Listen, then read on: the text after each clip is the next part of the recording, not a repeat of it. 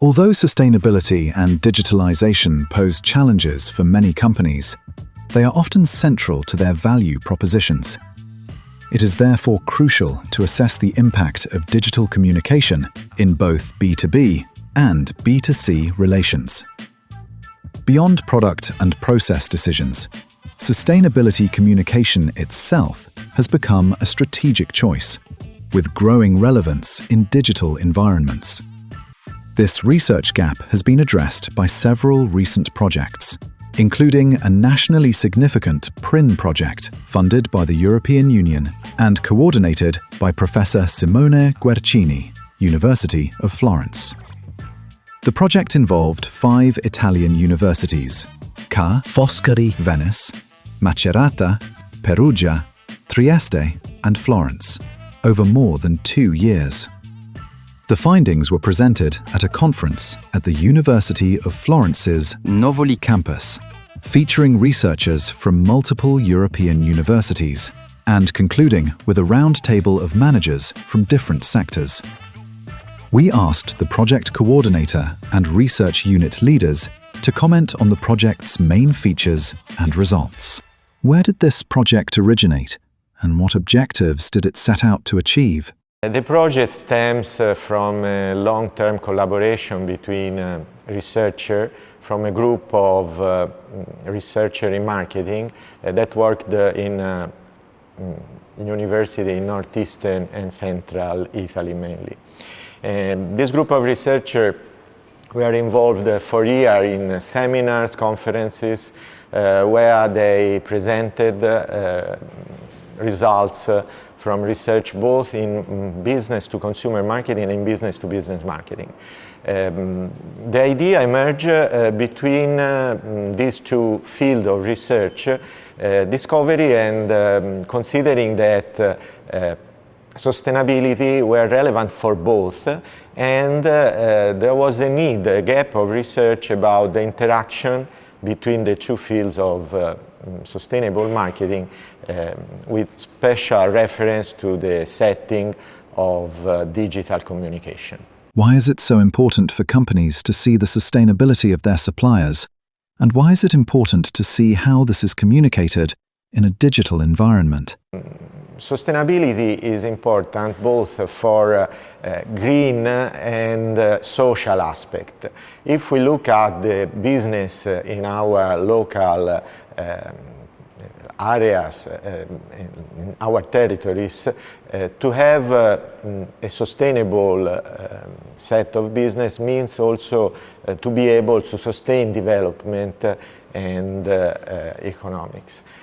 Our supply chains are these in large parts, and to look at sustainability in a digital environment, in a digital communication context, means to look at two areas of research, part of the so-called twin transition, that are both studied in the last year, but not enough in their interaction with specific reference to business problems.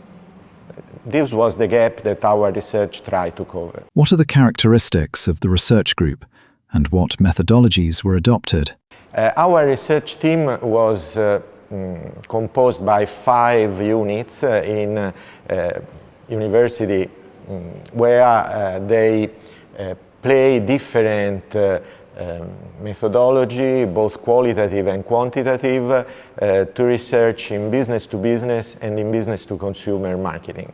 The idea was to cover both how sustainability were delivered through the supply chain and how it impacted on the judgment and choice of consumers.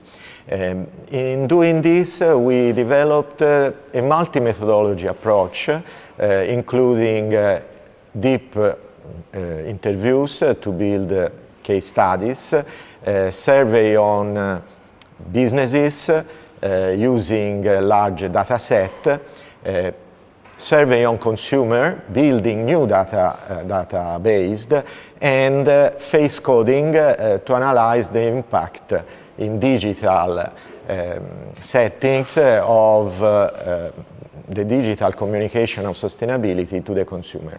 What does your work add to sustainability research, and what impact can it have on society and the environment? The sensitivity of business and consumer to the subject of sustainability and the diffusion of the digital setting as a context for communication are for sure very important. But anyway, they are not only a challenge, they are more and more considered also as an opportunity and as a central subject for the value proposition of the businesses. Anyway, in looking at this, not only sustainability was a problem to approach, but also communicating sustainability became a problem that is on the desk of managers of business in different sectors.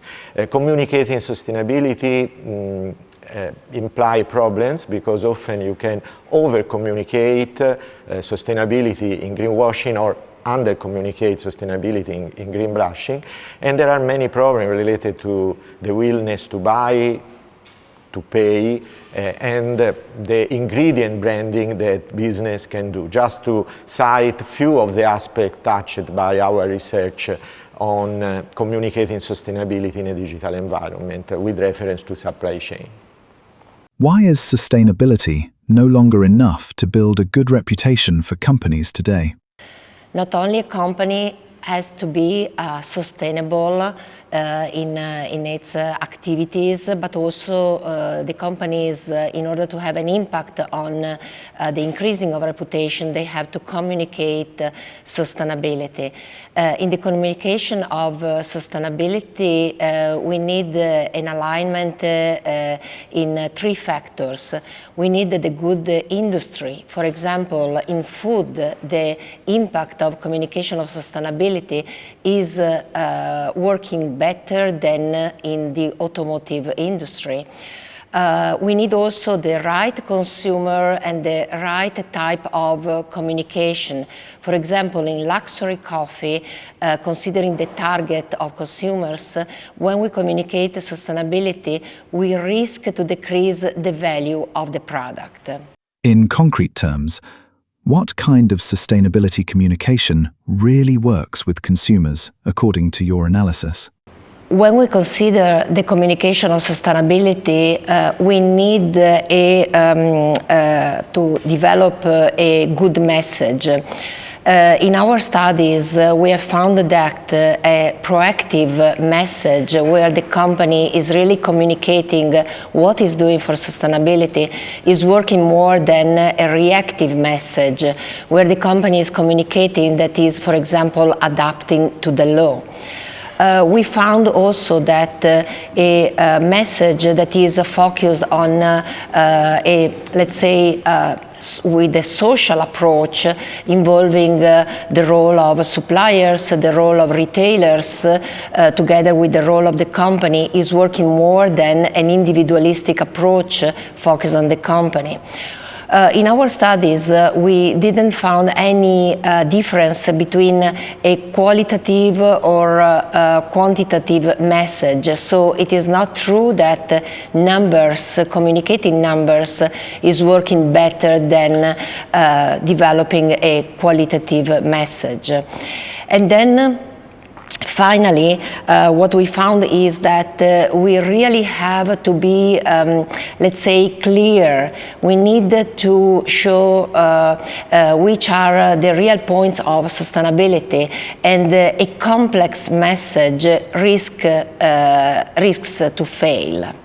Many young people are skeptical about companies that talk about sustainability. Is this a problem? In young people, skepticism is a way to be critical, and we have to appreciate their approach. They are, if we want to say, the guardians of our future. If they are critical, probably they can have a higher impact also on the environment, on the social side of sustainability. So we have to appreciate also the role of young people, and even better if they are micro-influencers. In this case, they want clarity, and also they want companies to recognize their limits and their weaknesses, but on the other side, the willingness to improve sustainability in our world. What is an ingredient branding strategy? According to previous studies, ingredient branding strategies occurs when key attributes of a brand, the ingredient, are integrated into another brand, the host. In such a way, the host can leverage the ingredient brand's reputation and quality to enhance its product offerings. When it comes to business-to-business relationship and supply chains, these strategies imply that the supplier product, the ingredient, becomes a core component of the customer product, the host.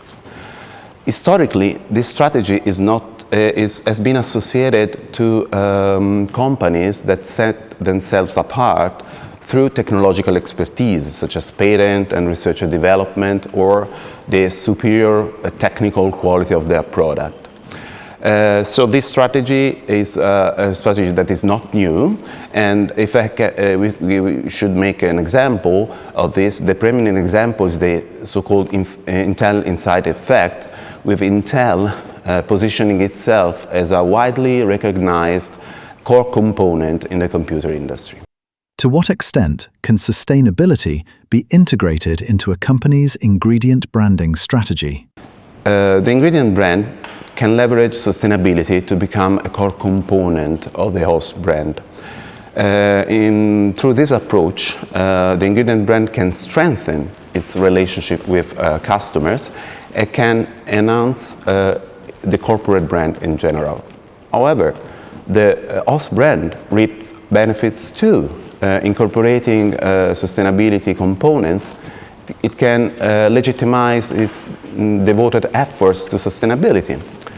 This is particularly important because different host brands sell in business-to-consumer markets, so they have to demonstrate their commitment to sustainability and efforts to the mass market and to consumers. For the ingredient brand, these strategies can be enhanced by the use of digital communication. Digital communication can make the ingredient branding strategies much more effective. Which blended competencies make an ingredient branding strategy effective for SME suppliers in sustainable supply chains? There are three dimensions: technology, so the product of the supplier, sustainability in its main three aspects, so environmental, social, and economic, and communication, specifically in the digital environment. All these three dimensions can make this strategy more effective. In other words, through the ingredient branding strategies, is not necessarily the supplier that is the most advanced technologically that can be selected among the different alternatives in the market, but the most sustainable one, or even the most effective in communicating sustainability. So sustainability and digital communication are becoming crucial and essential to implement ingredient branding strategies for many SMEs across multiple sectors, including traditional ones such as fashion, food, or furniture. What is willingness to pay? Why is it relevant? So the basic idea is that for any activity to have relevance for marketing or strategy, firms need to be able to understand if customers are willing to pay for this innovation. So on a very basic level, You could think of any kind of breakthrough innovation, but if customer willingness to pay is lower than costs, then this innovation is not going to fly. So it's very clear that this transition that my colleague Professor Guercini talked about, this transition towards sustainability is for sure not a free transition. The transition involves costly resources. So for many companies, the question is not whether or not to move to sustainability. I think the question for many companies is clear, but the question is which aspects to move to sustainability, and if there is a sufficiently large willingness to pay by consumers for innovations in sustainability. What do we know about willingness to pay for sustainability? So there's a lot of research among consumers, so B2C, on willingness to pay for sustainability, and this research is quite interesting and also relevant. The only point is consumers are, as we all know, highly fickle and irrational beings, and in addition, they are not necessarily experts on their subject matter. So the fact that B2C consumers show a willingness to pay does not necessarily indicate that firms should invest in sustainable products or services, because again, consumer expressions of their willingness to pay could be biased, irrational, or again driven by lack of expertise. And so the critical litmus test for sustainability, the critical litmus test is B2B procurement manager willingness to pay. So who are B2B procurement managers? These are managers who, for their profession, for their daily, day-to-day work, buy products. And so they are much less prone to irrationality. They are experts. And our basic idea is, if those individuals have a willingness to pay for sustainability, then the willingness to pay for sustainability has a real and lasting meaning. Finally, does this willingness to pay for sustainability also exist in business-to-business markets? This was the core research question that we tried to answer in the PRIN project, and we surveyed 465 B2B procurement managers. So again, these are professionals who, for their daily living and day-to-day work, buy products. And we conducted a series of experiments, but also a series of choice tasks. And we found that these B2B procurement professionals show a willingness to pay, and that this willingness to pay is driven partly by their external environment, so competitive pressures, but also by their internal subjective values. And so what this research told us, that this transition to sustainability is driven again by both personal but also environmental factors. But again, the most important conclusion is that we know now that there is a real and also economically relevant willingness to pay for sustainability by B2B procurement professionals. Your study uses facial coding technology to decode consumer reactions. What can a person's facial expressions tell us about sustainability communication that a traditional questionnaire might miss? Furthermore, is this biometric method powerful enough to be used as a standalone research tool? Or must it always be paired with traditional surveys to be effective? In this project, we tried to move beyond traditional surveys because, in general, discussing about sustainability, people tend to supply desirable answers. So we decided to employ facial coding in order to interview 220 persons, ranging from Gen Z, basically students, to boomers that are in general professionals, and even we interviewed retired people. And the main evidence from the face coding is that speaking about sustainability, persons are in general worried about the topic. So the main emotions tracked were negative or neutral. In our protocol, research protocol, we also asked people to fill a questionnaire. So we had, in the meantime, a traditional way to interview and a new one. And in the traditional way, they responded with positive adjectives. So they underlined, for example, joviality or attentiveness. So to respond to the question, we can say that these new tools must be used together with traditional ones, because using just face tracking, we could have misleading the analysis. We tried to obtain an evaluation about sustainability, about brand awareness, about green trust to a brand. Asking people to watch a video, and just using the face coding, we could have stated that the ad we supplied was not effective. On the contrary, the ad was effective because people showed an increased evaluation of the green approach of the brand from the video we supplied. So the ad was effective, but we understood that people is concerned about sustainability. So this is a trade-off, this is a paradox that we can get just using two different tools. A key part of your research focuses on psychological distance.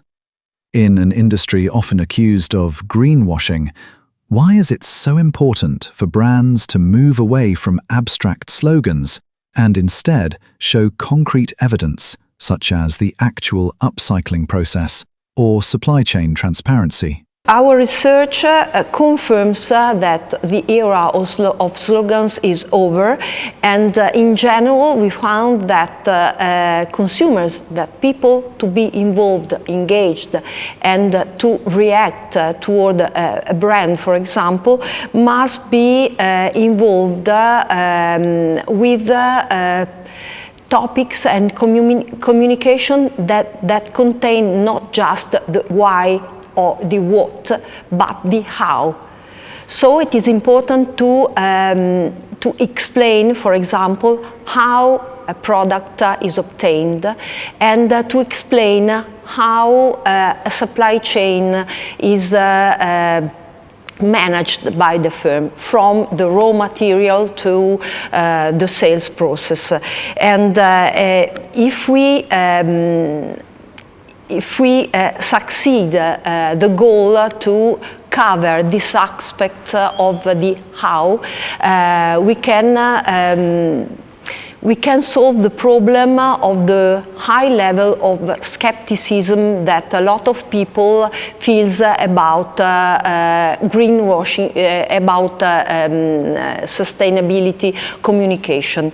And so in this case, it is important to reduce the psychological distance. And in particular, just an element we found, there is a significant role played by the age. For example, older people have a higher level of trust, and in general, on the contrary, younger people are more cautious and moderate. So just for them, it's really important to explain the how, so the process, in order to explain, in order to convince, in order to create storytellings that are more effective. Based on your findings, what is your main recommendation for fashion brands? Should they focus more on technical data or on positive emotional storytelling to engage their audience?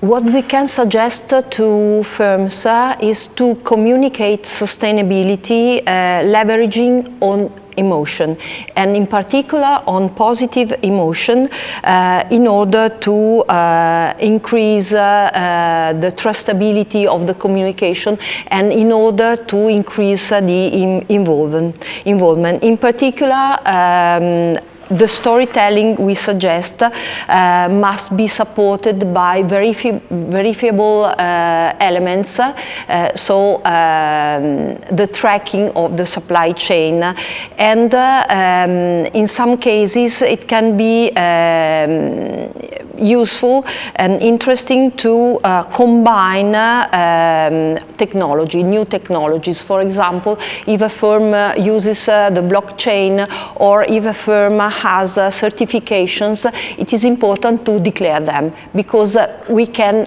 cover emotions, so create a communication that speaks to the heart of people, combining this to a communication that goes to the mind of people, so a declaration that can be verified. In our research, we focused on fashion, and we can say that for fashion brands, the future is not just concentrating on styles and on innovation of product, but it is also focused on the integrity of the supply chain.